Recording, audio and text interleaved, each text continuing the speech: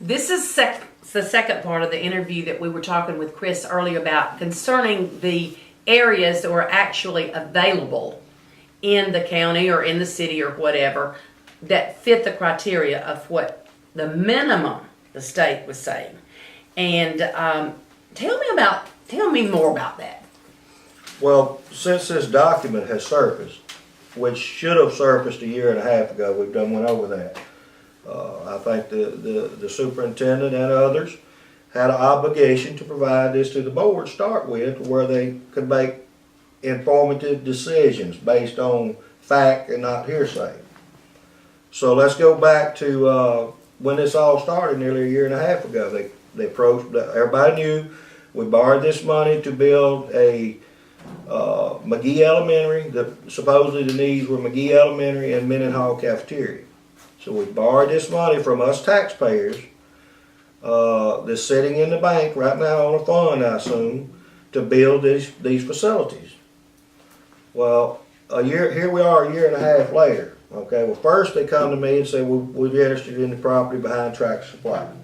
Okay, we went through that on the other interviews, you know. It is, you know, it's for sale sign on it right now. It wasn't at that time, it is now. Then they supposedly say, well, it's going to cost too much, so we're going to go out to where Baldwin Road comes out on 49 on 16 section land. Well, when they did that, according to what I was told, the engineers looked at it and said that you're going to have to build your own sewage retaining lagoon at a cost of around $1 million, and we went over another interview of cleaning it out and all that. So the engineers told them that with 900 students, that don't justify that cost, not even close. All right, so they eliminated that. Well, at that point in time, like I said, had this document been in front of everybody, we wouldn't have had the mess we in. They would have said, okay, that eliminates everything out of the city. We got to be inside the city limits to, they went out on the other 16 section, and it's too high a cost for us taxpayers that live in the city. So we got to be in the city limits. So at that point in time, I've eliminated anything out of the city. So to build a Magee school, you got in the city limits, right? I would say, I mean, that's the way the document says, and the way the engineers and all said the cost for us taxpayers. So, you know, so that says, okay, we got to be in the city limits. Well, the next thing I would have done would say, all right, let's look at properties that we know we've got to have a minimum of 12.79 acres without growth that's available inside the city limits of Magee. So you go to SimpsonTax.com and pull it up yourselves, it's public record, and look at the properties that's inside the city limits. Now, all of those properties, I looked myself and found that there were 6 properties that meet or exceed 15 acres. Okay.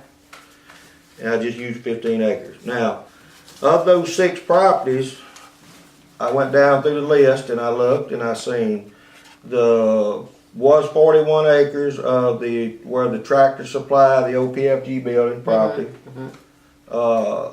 It was 41 acres. Now they sold the 3.7 acres to the Tractor Supply at $70,000 an acre. Wow. So if we want you know, a school building at $70,000 an acre, I'm sure they'd probably sell you 15 acres there. I'd say that's up to the taxpayer. Woo! Okay. Now, moving right along. The property behind the Tractor Supply that I own, which is 32 acres, it does, at the first time it doesn't, but since it does now, it does have a for sale sign on it. So obviously it's available at market value, appraised price. Third, the 40 acres on Raleigh Road that they were looking at across from Raleigh Annex Apartment. Now, I'm very aware of that property because I sold it to these people. They have a plan for development over there. It didn't include a school, but they were willing to sell to the school depending on how they did it and all that. Well, since then, because of all this false mess going around and bad feelings, all that, I think they've withdrew it from the market, so, for them. So now we've lost that. Number 4 would be the property on 11th Avenue going towards Old Magee.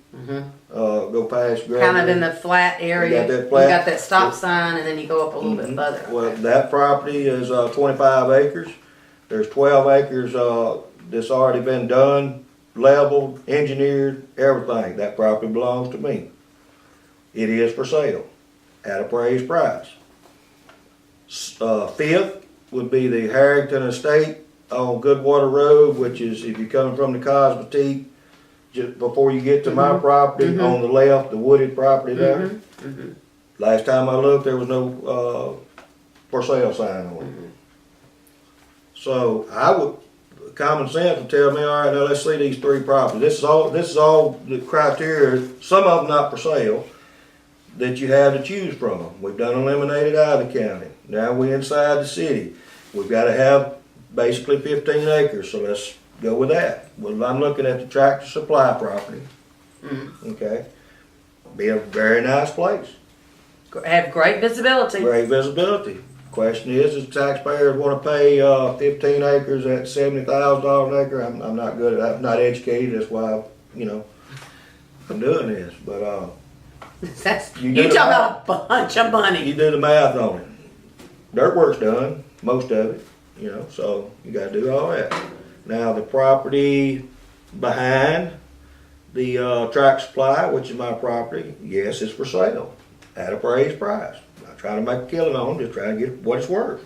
Will you tell me what the appraised price is, or do you give that out? Like I say, I only have my appraisal that I did so we a couple can't, of years ago. Yeah. So that could have changed a lot by then. Well, I don't know, maybe less, maybe more. I'm not going to accept anything less than my own appraisal. I don't know. Now, that's what the school district is supposedly doing, is doing the appraisals on that. They have to have 2 appraisals. It's not a done deal. I mean, like I said, if the appraisals don't come up to what my appraisal is, I'm not selling it, I'm keeping it. Yeah. So, all right now, so we got that one as a yes. The Tractor Supply, maybe, depending on how much money you want to spend. The Calvary Church, 40 acres that I sold them over on Raleigh Annex. I don't know. I guess if you offered them more, they may. I don't know. We probably done rent that if we want it there. So that's a maybe, but like I say, there's no for sale sign on it. In a democracy, in a capitalistic system, something has to be for sale before you can buy it, Then you got the 11th Avenue property that I own over there. That a lot of dirt work. There's $150,000 worth of dirt work that I've done on that already. It does have a for sale sign on it. The Harrington Estate on Goodwater Road, I don't know the people, but I've never seen a for sale sign. So do you know the acreage on this one, on the Harrington Estate? I think it's like 60, 70 acres. It's a big place. Okay. I was just curious. I didn't know. But so now I've eliminated out of the county. I've eliminated, I'm going to say the Tractor Supply, the Calvary Church property on Raleigh Road. So that leaves, let's see, and the Harrington place, I don't know. There's no for sale sign, so I guess eliminate that. So what I'm looking at here, that leaves 2 properties in the city. Yeah. If I'm wrong, somebody might can check me on that or whatever. That's what I looked at on the map. So both of them I own. So again, here we go with the politics again. So now it's up to the taxpayer and the Board of Education to decide, in my view, of those 2 properties, and let's get a school going.